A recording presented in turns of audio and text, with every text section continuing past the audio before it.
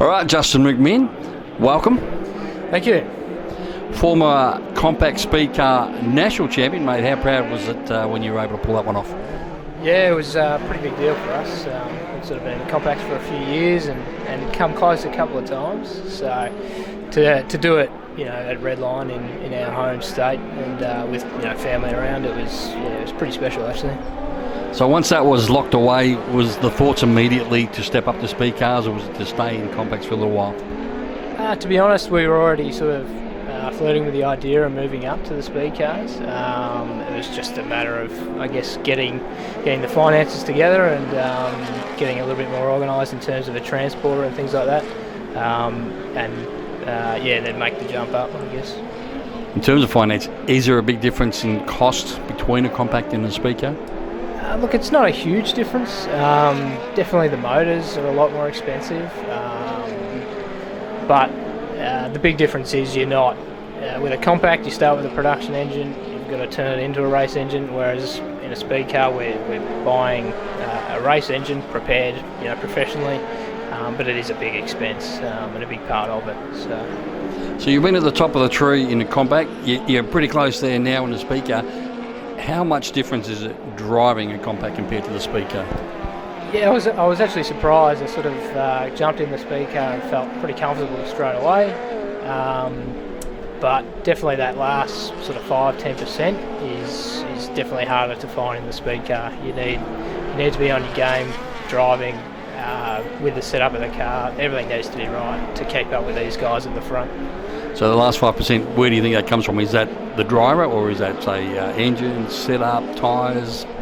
For us, I think it's definitely a bit of driving, just more seat time. We just need to do more and more laps, try and race at some different tracks, and also set up. The track changes a lot more quickly than what it would when we were racing the compact, so you've always got to be on your game and chase the track conditions. There was talk a little while back about making the compacts like a B-grade speed car, if you like, when numbers for both classes were down a little. Do you think there's much difference in, say, the speed? Like, is that a possibility? Not that we need to do it, but is it a possibility? I think there is quite a difference in the speed. Definitely trying to align the two classes. I think is going to be important for speed cars moving forward.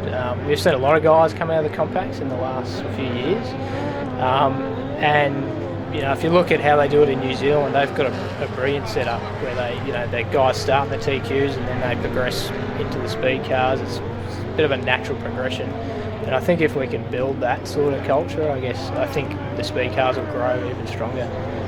On another level, though, down here in Victoria, the numbers are growing. What do you put that down to?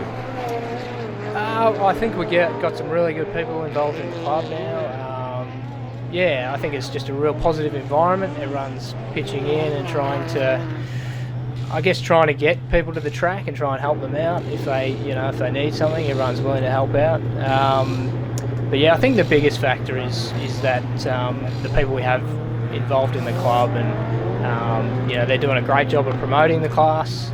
We're doing some racing at some really good tracks, which makes a huge difference. This will be the third week in a row that this class has run, and we noticed the numbers were down a little bit last week. Is it a difficult thing to do week after week? Yeah, I think we're quite a professional class, but obviously, three weekends in a row is a bit of a stretch for some of the competitors, us included. When there's so much racing on offer at home and interstate, sometimes you have to pick and choose. You can't do everything, obviously. So I think our club has done a really good job to try and spread the season out as much as they can to avoid this situation. But from time to time, it happens, I guess. Your favourite track to race the speed car on? Oh, definitely Warrnambool. But close behind that, Portland. Big fan of the fast hooky racetracks, and Portland's dished it up a couple of times when we've gone down there. So definitely those two for me. Well, Warrnambool, I expected you to say Warrnambool because any racer that's worth his salt loves the speed of Warrnambool and the performance and everything else. But Portland, you caught me a little with that one. Yeah, it's probably not everyone's favourite, but we've had really good results there each time we've gone, and I've really enjoyed it. particularly when it's hooked up and fast.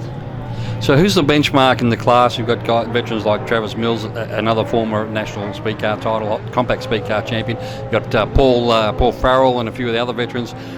Who are the guys that you want to beat the most? Yeah, definitely those names you've mentioned. Travis, the last sort of second half of this year has been on another level, and it's great. It's great to compete against these guys and try and learn from what they're doing. Whether it's driving or setup. And obviously Paul Farrell is, you can throw him in the mix there as well. Domain Ramsey, and even Caden Brown is doing a fantastic job this year. He's a rookie, but he's not driving like a rookie. So, these are the guys we want to compete with week in, week out, and we just need to find that little bit extra to be able to do it. You talked about Caden being the rookie last year. You were Rookie of the Year in this class. How important and how prestigious was that for you personally? Yeah, we didn't set out to win that award. We knew we were up against some pretty stiff competition in Nick Parker and a few others, Jessica Molden. So there was some really stiff competition for that award. We probably did.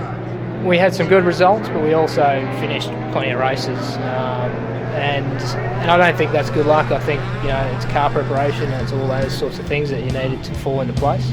But to win that award, it was fantastic. Yeah, really good. Well, congratulations. Good luck tonight. Thank you.